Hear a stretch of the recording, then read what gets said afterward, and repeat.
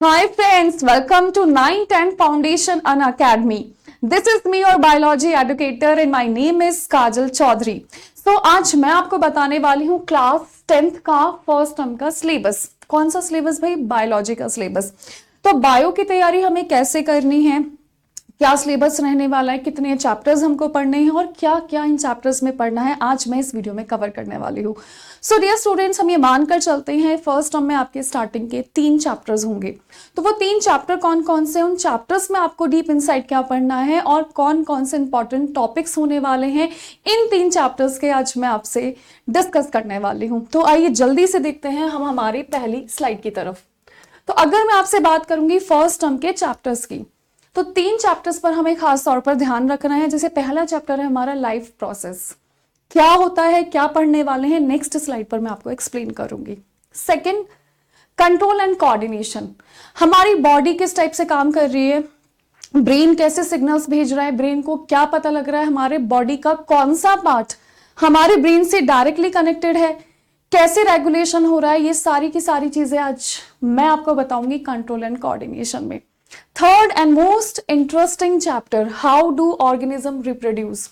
तो दुनिया में जितनी भी चीजें हैं, लिविंग चीजों की बात कर रही हूँ, चाहे वो लोअर ऑर्गेनिज्म हो, चाहे वो हायर ऑर्गेनिज्म हो, प्लांट्स हो, एनिमल्स हो, रिप्रोडक्शन सभी करते हैं, पर लेकिन रिप्रोडक्शन करने का तरीका हर किसी का अलग अलग होता है।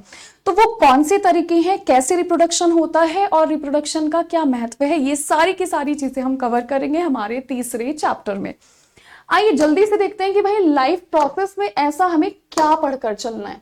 तो अगर मैं आप लोगों से आपके लाइफ प्रोसेस की बात करूं, तो लाइफ प्रोसेस में पढ़ने से पहले सबसे ज्यादा इंपॉर्टेंट है आपको जानना कि भैया लिविंग, लिविंग किसे बोलोगे, लिविंग से आप क्या समझते हैं।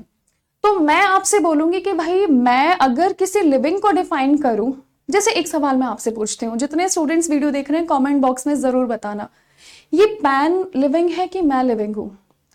जाहिर सी बात है आप कहोगे अरे मैम आप ही लिविंग हो यार, ये पेन तो नॉन लिविंग है। कैसे मैंने, और आपने तुरंत डिसाइड कर लिया। बहुत ही प्यारा सा क्राइटेरिया है। जैसे मैं, मेरे अंदर ग्रोथ एंड डेवलपमेंट होता है, बस इस बेचारे पेन के अंदर कुछ नहीं होता। मैं सांस ले रही हूं, ये पेन सांस नहीं ले रहा है। मैं खाना खाती हूँ, ये पेन खाना भी नहीं खाता है। मेरे अंदर डाइजेशन होता है, इसके अंदर डाइजेशन भी नहीं होता है। मेरी बॉडी में एक्सक्रीशन होता है, इसके पास कुछ नहीं होता है। तो सबसे पहले लाइफ प्रोसेस में हम लिविंग की कैरेक्टरिस्टिक जानेंगे। हमारे अंदर मेटाबॉलिज्म होता है, जिसको लिविंग ऑर्गेनिज्म की सबसे खास प्रॉपर्टी माना जाता है। अब मेटाबॉलिज्म क्या होता है ये मैं आपको नेक्स्ट वीडियो में बताऊंगी, जब मैं आपको बराबर चैप्टर समझाकर चलूंगी। इसके अलावा इस चैप्टर में बेसिकली हम क्या क्या पढ़कर चलेंगे, हम पढ़कर चलेंगे सबसे पहले हमारा न्यूट्रिशन, पोषण, खाना खाना। इसमें बेसिकली ऑटोट्रॉपिक्स यानी प्लांट्स के बारे में पढ़कर चलेंगे, heterotrophic, saprophytic, holozoic, different type के इनटेक ऑफ फूड पढ़कर चलेंगे कि भाई कौन कैसे कैसे कैसे कैसे खाना खाता है। सेकेंडली मैं आपको पढ़ाऊंगी किस चीज के बारे में भाई, रेस्पिरेशन के बारे में। अगर अभी मेरी सांसें बंद हो जाए तो मैं तो डेड कहलाऊंगी, तो मुझ में और इस पैन में कोई खास अंतर नहीं रहेगा। नेक्स्ट चैप्टर में मैं आपको पढ़ाऊंगी किस चीज के बारे में भैया, ट्रांसपोर्टेशन, चीजें कैसे कैसे कैसे कैसे ट्रांसपोर्ट हो रही हैं। आपको इतना ध्यान रखना है कि यहाँ पर हम ह्यूमन बॉडी के अलावा हमारी प्लांट्स को भी कवर करके चलेंगे। जैसे ह्यूमन बॉडी में मैं आपको आपका डाइजेस्टिव सिस्टम पढ़ाऊंगी, रेस्पिरेटरी सिस्टम पढ़ाऊंगी, सर्कुलेटरी जिसमें हम ब्लड और हार्ट के बारे में पढ़ेंगे। उसके बाद मैं आपको पढ़ाऊंगी आपकी किडनी के बारे में। सिमिलरली हम प्लांट्स भी पढ़कर चलेंगे भाई, क्योंकि हमारे अलावा तो हमारे प्लांट्स भी तो जिंदा हैं। तो प्लांट्स में हम जाइलम, फ्लोएम, टिश्यूज, कौन कैसे खाना खाता है, कौन किससे छीनकर खाना खा रहा है, पौधों को ग्रोथ एंड डेवलपमेंट कैसे मिल पा रही है, मिट्टी से पोषण, मिट्टी से न्यूट्रिशन कैसे मिल पा रहा है, ये सारी चीजें मैं कवर करवाऊंगी आपके लाइफ प्रोसेस में। सो बहुत इंटरेस्टिंग सा चैप्टर है। इस चैप्टर को मैं आपको शॉर्टली 30 मिनट्स में सारा का सारा पढ़ा दूंगी। तो 30 मिनट्स की सीरीज बहुत जल्दी स्टार्ट होने वाली है, वो कब स्टार्ट होगी मैं आपको बहुत जल्द बता दूंगी। सो फर्स्ट चैप्टर में ये सारी चीजें हमारी कवर होंगी। अब आप कहोगे मैम ठीक है, सेकेंड चैप्टर बताइए।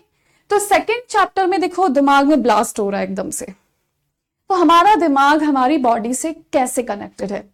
आपने हिंदी मूवीज तो देखी होंगी ना, जैसे तेरे नाम, सलमान खान की याददाश्त को कुछ कुछ हो जाता है, आमिर खान गजनी की याददाश्त को कुछ कुछ हो जाता है। तो ब्रेन का कौन सा हिस्सा है जो हमें याददाश्त जानने में मदद करता है? जितने स्टूडेंट्स वीडियो देख रहे हो भैया कमेंट कर दो।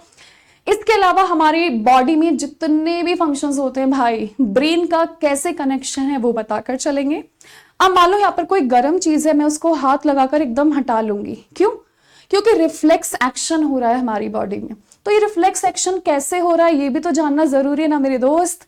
तो ये सारी चीजें मैं आपको पढ़ाऊंगी कंट्रोल एंड कोऑर्डिनेशन में। Basically central nervous system, peripheral nervous system, brain भी पढ़ेंगे, साथ में स्पाइनल कॉर्ड भी पढ़कर चलेंगे।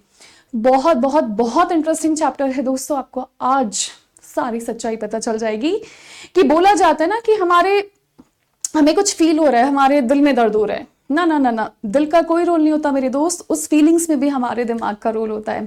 तो हम बात करेंगे आपसे हाइपोथैलेमस के बारे में, सेरिब्रम के बारे में, सेरिबैलम के बारे में, दिमाग का एक एक हिस्सा कौन कौन से फंक्शन कर रहे हैं, सारी चीजें मैं आपको एक्सप्लेन करूंगी कंट्रोल एंड कोऑर्डिनेशन नाम के चैप्टर में।